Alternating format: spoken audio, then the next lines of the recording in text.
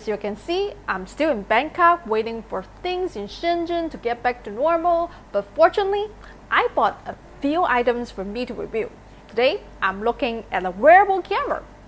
While first-person video is very popular on YouTube, good wearable cameras are still fairly bulky. GoPro-style cameras have great quality video, but are large and require a helmet or a head strap.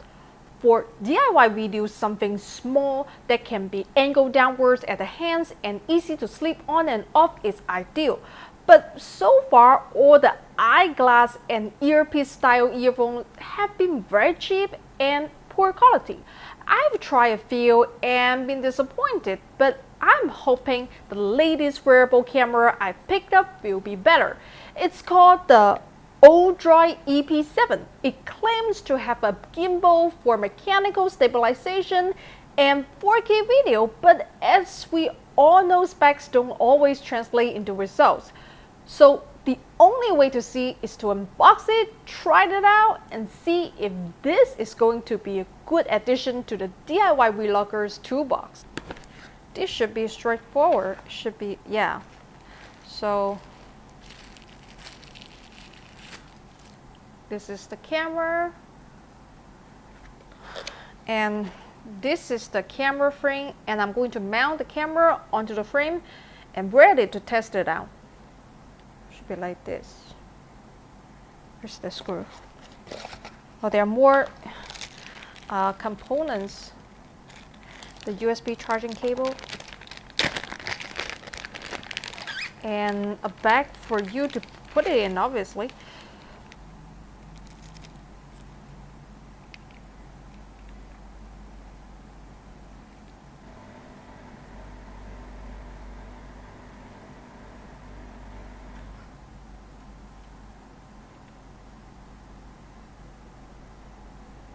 Okay, let's give it a shot.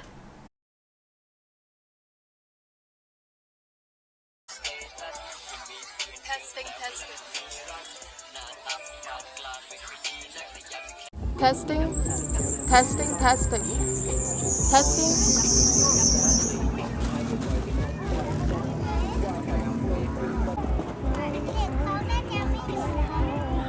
She got a lot of eyes and stuff.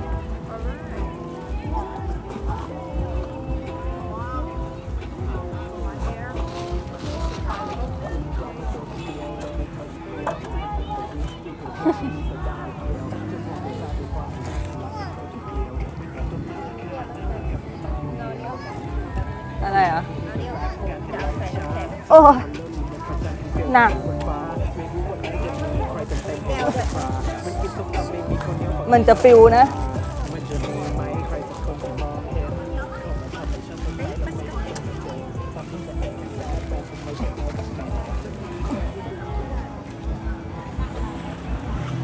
So right now we are at this beach called Chonburi. ชลบุรี บางแสน หาดบางแสน Yeah, some beach. So this beach is in Bangkok. I see they have some ski. Is it ski deck? I want to try that because I got my waterproof case for the 360 camera. I'm a little bit concerned for dressing. I have my bikini underneath because a lot of people here I don't think it because nobody's wearing bikini, but wearing it is so weird. I just kept talking, and she was like, "What?" Yeah, I don't have a stammer for walking or running. I have a stammer for talking. No, it's so clouded. Let's go back. Very clouded and narrow. We are too big to side by side to walk. So I think that's it.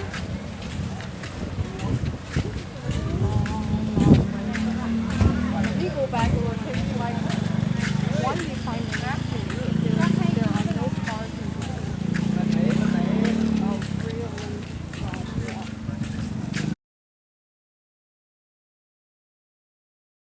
So right now we are going to the electronic mall to get some like soldering iron solder because you know back in Shenzhen I have my workshop and stuff. But in here, if I want to work, I need to have some basic tools, basic equipment like multimeter and stuff. But I don't think multimeter is important for now because I'm not doing like a big DIY project.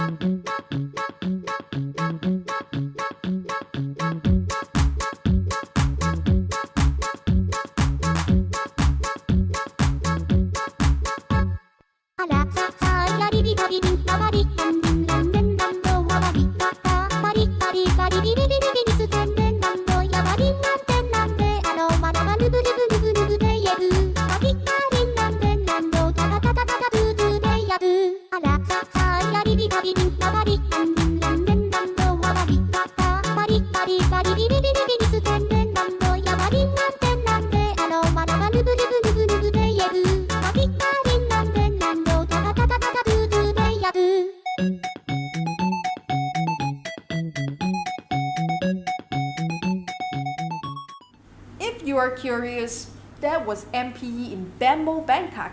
I've got a 360 tour of the whole neighborhood I'll be posting soon also. It's all electronics, like a Taiyaki hopper. I bought this little PCB radio kit to build and a really neat cordless soldering iron I want to try it out. I also have my Ordro EP7 wearable camera. I want to see how it does for first-person view of DIY projects. But first, you got it! A word about my sponsor, JLC PCB. This is a PCB and it's the basics of almost all electronics made today. Just like people have ideas for apps for their phone, you can have ideas for PCBs if you want to get something specific done in hardware instead of software.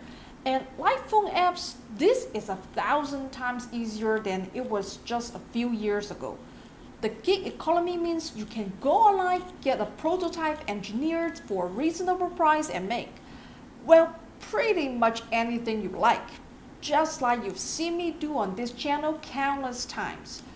Right now, as I'm shooting this video, the coronavirus is almost under control in Shenzhen.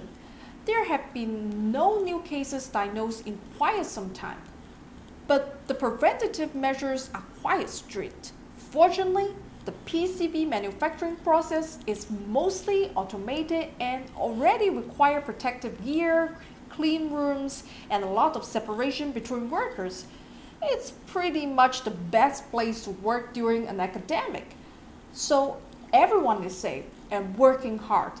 I'm told there will be no delays if you choose to place an order. Thanks, and remember, one of the best ways to support me is to support my sponsors. They take good care of me.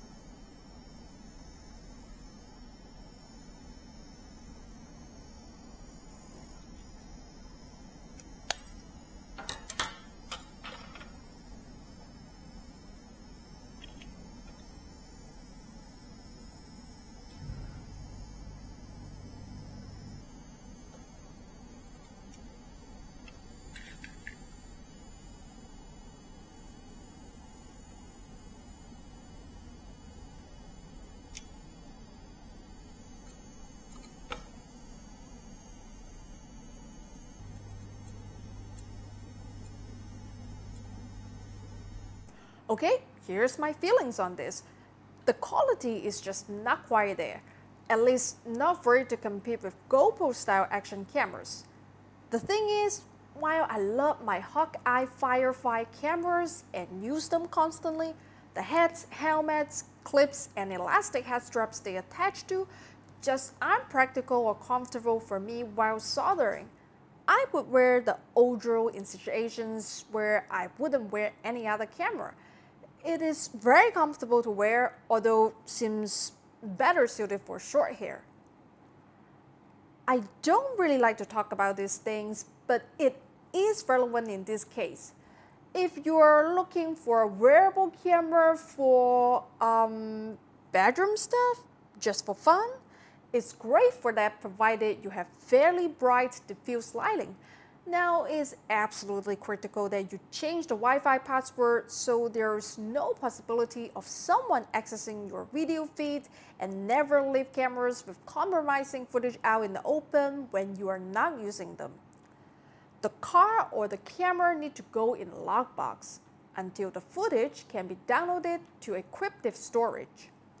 All this is not everyone's cup of tea, of course, but if you and your partner are looking for a comfortable, easy-to-wear couples camera to spice things up in the bedroom, are looking for professional quality video, and you absolutely respect each other's privacy and local laws, it's a really fun bit of kit. So I've heard, I wouldn't know. I'm pure and innocent. Awkward. Anyway, moving on. The Ordro claims to have a gimbal, but it's not an active moving gimbal like my Fimi Pocket, more the sort of shock mount. This really doesn't do a whole lot, and unlike the Hawkeye or the GoPro, it doesn't have any digital stabilization either. It does shoot in 4K though, with a reasonable field of view, so you can do a bit in post-production to smooth things out. Battery life seems to be a bit over an hour, but I didn't push it. It also has a mini HDMI ports for video out, which I could see being useful for various projects. Final word. This is a fantastic form factor for tutorials and DIY, far better than bulky action cameras. If you have bright lighting is adequate for that, the camera is solid and well made. The app is well designed and easy to use. The controls on the cameras are reasonable. Unfortunately, this can't overcome the problem of relatively low quality video with limited stabilization. Anything shot in a sports or outdoor environment is likely to be a hopeless jumbo. Even for tutorials, it's not something that you could use as a primary camera for a whole YouTube video. Camera B or C at best, maybe picture in a picture. Its big selling point is that it's really comfortable to wear, so you can get video in situations where normally it's a hassle to rig things up. Okay, that's it for today. Big thanks to my sponsors JLC PCB and Creality 3D for letting me work remotely from Bangkok this month without all my equipment so I can stay safe. I'll be back in Shenzhen soon with more DIY videos for you. Until then, remember, if I can do it, anyone can do it.